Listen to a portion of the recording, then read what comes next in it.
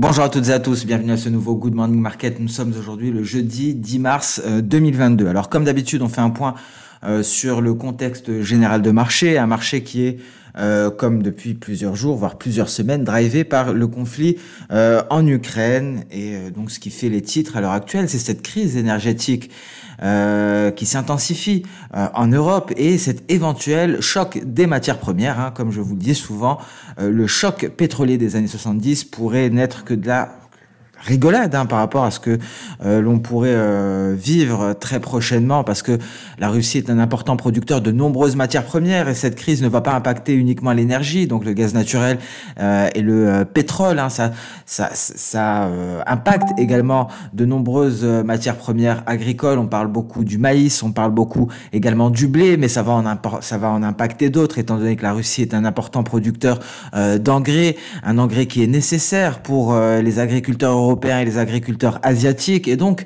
ça pourrait être un effet domino. Une hausse des engrais entraînera une hausse des coûts de production de la part des agriculteurs. Et donc, cette hausse des matières premières pourrait s'étendre à d'autres matières premières agricoles. Il y a également les métaux. On a parlé du nickel, qui, à l'image du palladium, est nécessaire pour les secteurs automobiles, pour la fabrication de batteries. Le palladium, lui, est nécessaire également dans le secteur auto. Un secteur auto qui est déjà affaibli par une pénurie de semi-conducteurs et la hausse du gold. Il faut savoir que le gold est une valeur refuge et que la Russie est un important producteur d'or et détient une quantité considérable de réserves d'or. La Banque centrale russe détient une quantité considérable de réserves d'or. Donc, un choc des matières premières peut-être. Et concrètement, cela impacte fortement les marchés. Mais donc hier, on a réussi tout de même à rebondir en Europe avec un DAX allemand qui rebondit de plus de 7% pour clôturer au-dessus des 13 700 points. C'est la meilleure séance pour le DAX depuis mars 2020. Donc ça fait très longtemps, hein. Ça fait déjà 2 ans que l'on n'a pas connu de séance comme ça sur le DAX. Et pourquoi? Tout simplement parce que les investisseurs ont accueilli favorablement certains signaux qui indiquent que le conflit entre l'Ukraine et la Russie pourrait être résolu de manière diplomatique. Le président Zelensky d'Ukraine a déclaré que le pays était prêt à certains compromis, mais que les autres parties doivent également être prêtes à faire de même. Le Kremlin a annoncé qu'il prendrait les mesures nécessaires pour garantir le statut de neutralité de l'Ukraine et qu'il préférerait y parvenir par la négociation. Moscou a donc annoncé un nouveau cessez-le-feu en Ukraine pour permettre aux civils de fuir les villes assiégées. Mais encore une fois, ce n'était que des paroles en l'air et donc ça n'a pas été respecté visiblement. Poutine s'est également entretenu avec le chancelier allemand pour discuter des efforts diplomatiques visant à mettre fin aux hostilités en Ukraine et la création de couloirs humanitaires. Donc ça, c'est selon Interfax. Selon d'autres informations, l'Allemagne s'oppose aux mesures prises contre les importations de pétrole et l'accès aux ports russes. Berlin s'oppose également à l'exclusion de la Sberbank du réseau SWIFT. Cette banque russe représente une grande partie des transactions pétrolières et gazières russes. Et il semble que malgré tout ce qui est commis par la Russie, malgré toute la souffrance humaine qui est engendrée par ce conflit, les liens entre Berlin et Moscou restent très forts. Les États-Unis ont averti de leur côté que les récents commentaires des politiciens russes indiquent qu'il existe un risque que la Russie réalise une opération sous faux drapeau impliquant des armes chimiques. Alors là, c'est assez drôle, ça nous rappelle un petit peu l'Irak, ces fameuses armes qui n'existaient pas et qui ont permis de cautionner l'invasion de l'Irak par les États-Unis. On retrouve un petit peu la même rhétorique. La Chambre des représentants des États-Unis a approuvé de son côté une aide de 13,6 milliards de dollars à l'Ukraine. La Chambre des représentants a également voté l'interdiction des achats de pétrole, de gaz et de charbon russe. Car oui, effectivement, on ne dit pas assez, la Russie est un important producteur de charbon également. Et à noter que nous allons peut-être proposer le charbon au trading prochainement. Il faut savoir qu'on a ajouté de nouveaux instruments sur la plateforme. On va en parler rapidement. Il y a notamment de nouvelles crypto-monnaies et il y a Solana. À présent, je sais que vous m'aviez demandé après Solana. Alors, je vais essayer de le retrouver. Je ne connais pas le ticker. C'est peut-être Sol. Alors, je n'ai pas encore cherché, mais sachez que Solana est disponible ou sera disponible, je vais vérifier. Alors c'est déjà disponible normalement. Donc on va essayer de retrouver cela. Donc il y a notamment Solana, Polygon, Terra, Avalanche et d'autres crypto-monnaies. Donc voilà pour cette petite parenthèse. Alors à présent à noter que le secrétaire américain à l'énergie a demandé aux entreprises nationales de stimuler la production de pétrole et de gaz naturel. Alors voilà, donc les États-Unis qui profitent de ce conflit et qui vont vendre plus d'énergie. Il y a même des installations pétrolières qui vont redevenir rentables et qui vont être relancées avec un baril du pétrole WTI à $112, hein, tout ce qui est fracturation hydraulique et toute méthode d'extraction de pétrole devient rentable et on va relancer donc la production, hein, et le climat visiblement n'est plus un problème à l'heure actuelle. Donc on notera que lors de la séance d'hier à Wall Street, hein, on a eu un renforcement du sentiment de marché grâce justement à la baisse, hein, des cours du pétrole. Vous voyez cette baisse considérable, on va en parler, hein, on a perdu plus de 15% sur le pétrole, c'est grâce ou à cause des Émirats Arabes Unis, nous allons en parler. Les valeurs financières qui étaient en perte de vitesse ont regagné du terrain, les actions liées à la consommation ont rebondi, les investisseurs se sont clairement rués, hein, sur les actions pour acheter le creux. Le Dow Jones a gagné 1,95%, le S&P 500 et le Nasdaq ont bondi de 2,4% et 3,2% respectivement, et aujourd'hui tous les regards vont se tourner vers le rapport sur l'inflation. Donc nous allons en prendre connaissance aujourd'hui. L'inflation américaine pour le mois de février à 14h30, et donc ça pourrait influencer le rythme du resserrement de la politique monétaire de la Réserve fédérale américaine. Donc très important ce chiffre, une semaine avant la décision de la Fed sur les taux. On anticipe une hausse des taux de 25 points de base. Concernant le marché des matières premières, une volatilité accrue au cours de la séance d'hier. Les matières premières énergétiques et les métaux précieux ont enregistré des baisses considérables. Le prix du pétrole brut, Brent et WTI, ont chuté. Les prix ont chuté de plus de 12%. On a vu, on est aux alentours des 15% pour le WTI. Hein. Vous voyez, on a eu du même moins 19,88% pour le WTI, parce qu'il y a eu concrètement un chaos informationnel. Hein. Donc, les baisses ont été stimulées dans un premier temps par la possibilité d'une levée des sanctions contre le Venezuela. Hein. Donc, le malheur des uns fait le bonheur des autres, si je puis dire, mais également l'appel des Émirats Arabes Unis à augmenter la production. Donc, c'est un appel, hein, envers le cartel de l'OPEP. On notera que les embargos sur les contrats russes, sur les carburants russes, pardon, introduits par les États-Unis et la Grande-Bretagne, l'incertitude concernant les contre-sanctions russes et l'avancement des négociations avec l'Iran. En plus de cela, on a eu la baisse plus importante que prévue des stocks de pétrole brut américains, et nous avons eu en plus de cela l'ordre de la Chine de cesser d'exporter de l'essence et du diesel en avril. Et donc tout ça, donc, qui soutient la hausse, hein, concrètement. Vous voyez, c'est un magma d'informations auquel on a affaire concernant le marché pétrolier. C'est très difficile d'évaluer, hein, ce qui va prendre le dessus, mais clairement, les fondamentaux sont haussiers. Hein. Donc on a eu une baisse, certes, avec cet appel des Émirats Arabes Unis, mais c'est une chance, hein, d'entrer sur un marché à $107, un marché qui pourrait atteindre les $150, voire les $200. Hein. Et c'est le ministre du pétrole nigérien qui estime cela. Selon lui, le pétrole atteindra $200, puis se stabilisera autour des $150. Donc, vous voyez, on va chercher le nuage ici pour le WTI, on repart de plus belle, et on va certainement pulvériser les $130. Hein. Donc voilà concernant le pétrole, beaucoup de choses pour le pétrole. Il faut savoir également que selon le secrétaire américain de l'énergie, la libération des stocks de pétrole pourrait se reproduire. Hein. Donc on continue de libérer des réserves stratégiques pour stabiliser ce marché pétrolier, mais ça ne suffira pas. Et on notera que les États-Unis envisagent d'imposer des sanctions aux fournisseurs russes d'énergie nucléaire, Rosatom. Donc voilà, hein, grosso modo, vous voyez toutes les informations auxquelles on a affaire sur le marché pétrolier. On a des fondamentaux qui sont nettement haussiers. D'un autre côté, on a des occidentaux qui font tout pour baisser le prix du baril, mais qui d'un autre côté relancent la production et vont exporter davantage pour profiter de ces prix élevés. Alors un dernier mot sur le contexte de marché. On s'est un peu étendu sur le pétrole, mais il y a beaucoup de choses à dire. Il faut savoir qu'un pétrole à $150, hein, on risque d'être dans une crise financière mondiale.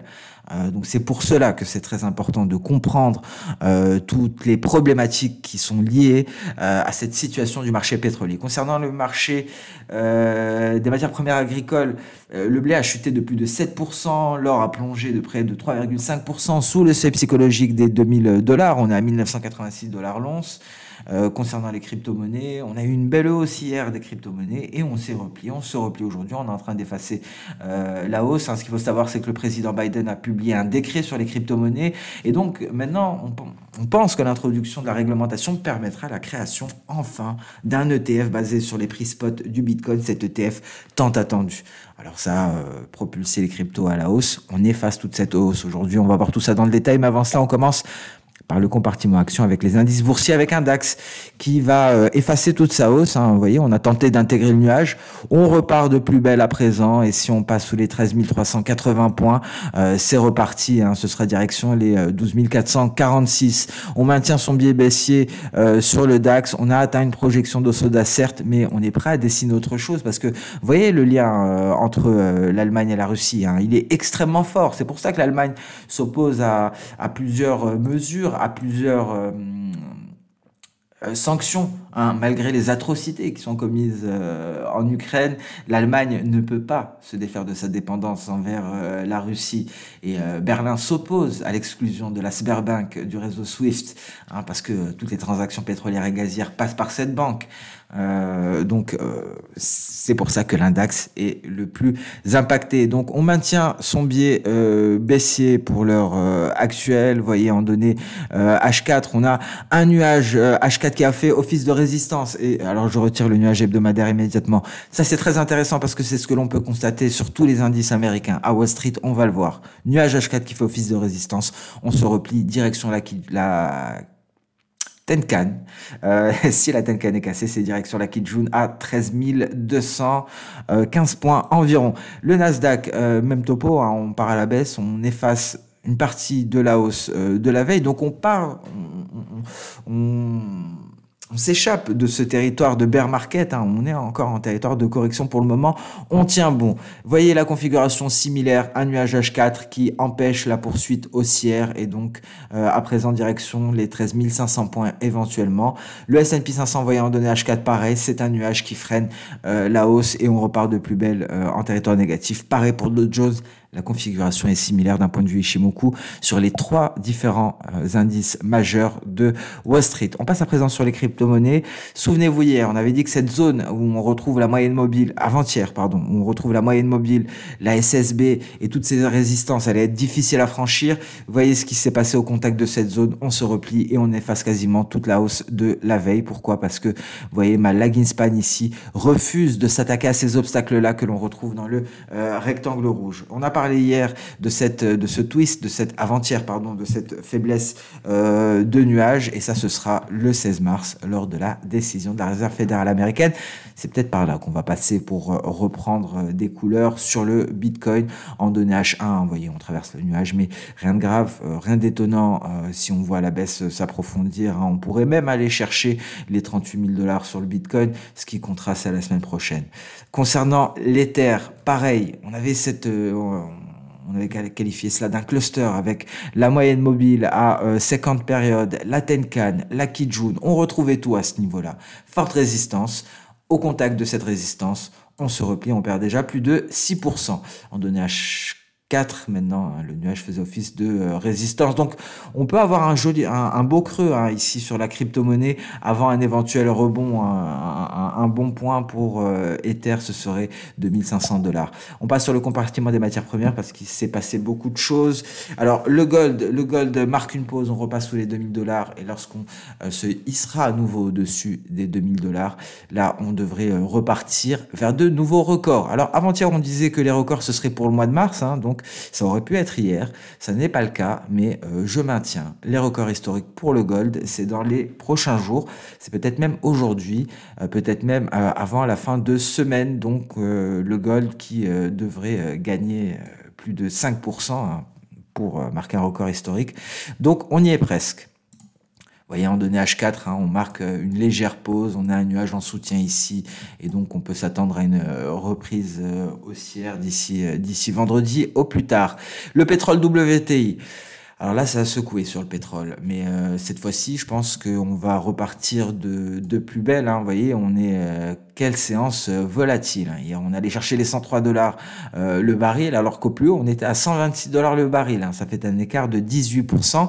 Et voyez ce nuage qui a soutenu la hausse, et on repart. Et pour avoir une belle confirmation de cette hausse, il faut casser les 116,60. Hein. Dans ce cas-là, c'est reparti. La voie sera ouverte vers de nouveaux sommets pour le pétrole qui s'est replié au contact du retracement externe de Fibonacci à 300%. C'est très rare qu'on s'intéresse à des retracements externes aussi éloignés, et c'est le dernier qui va nous intéresser. Après ça, il y a 150 dollars et 200 dollars. Je vous rappelle que c'est basé ici hein, sur ce repli, celui de 2021.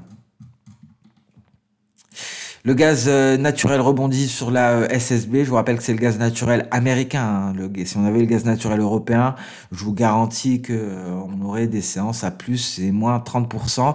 Donc ici, on rebondit sur les 4500.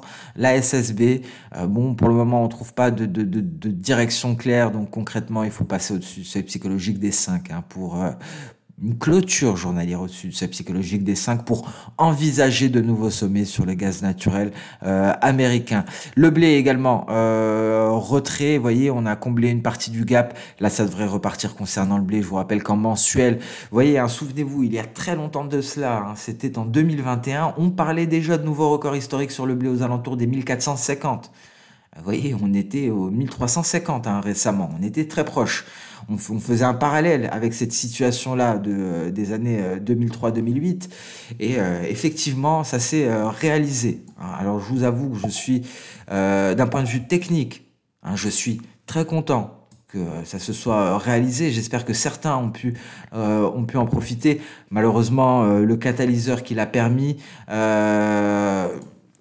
ce n'est pas le meilleur des catalyseurs possibles. Hein. Personne ne peut se réjouir d'une guerre, même si on arrive à engendrer des gains considérables. Une guerre ne peut être justifiée. On ne peut se réjouir d'une guerre où que ce soit, hein, que ce soit en Ukraine, ou que ce soit au Moyen-Orient, ou que ce soit à l'autre bout du monde. Malheureusement, hein, on ne peut se réjouir d'une guerre, mais les faits sont là. Vous voyez, hein, on se rapproche de cet objectif que l'on avait il y a de nombreux mois sur le blé. Concernant le marché d'échange, très rapidement... Alors le biais vert hein, qui s'est fortement replié et cela permet à l'euro-dollar de retrouver des couleurs, retrouver les indices et donc... On peut envisager une reprise haussière du billet vert aujourd'hui. Attention à l'inflation, c'est à ce moment-là que tout va se jouer. Donc un retour à la baisse de l'euro-dollar qui pourrait aller chercher les 1,07. Et sur ce, on met un terme à ce nouveau Good Morning Market. Merci à toutes et à tous pour votre temps. Merci pour votre fidélité. On se retrouve dès demain pour la prochaine émission, pour le prochain Good Morning Market. En attendant, je vous rappelle que on continue chez XTB, chez le département recherche XTB France. On continue de vous tenir informés ici, dans l'onglet actualité, vous retrouverez très souvent hein, des breaking news, des informations. Vous voyez, par exemple, l'annonce, la demande des Émirats Arabes Unis. On vous a tenu informé. Donc, n'hésitez pas à garder un œil sur actualité. Vous avez absolument tout et de manière quotidienne. Hein, je vais vous publier très régulièrement, tous les jours, des points à partir de 17h sur les différentes informations de la séance concernant le conflit et les marchés qui sont impactés. Donc ce sera publié tous les jours. N'hésitez pas à consulter cet article. Merci à toutes et à tous. Très bonne journée. On se retrouve dès demain pour le prochain Good Morning Market. Au revoir.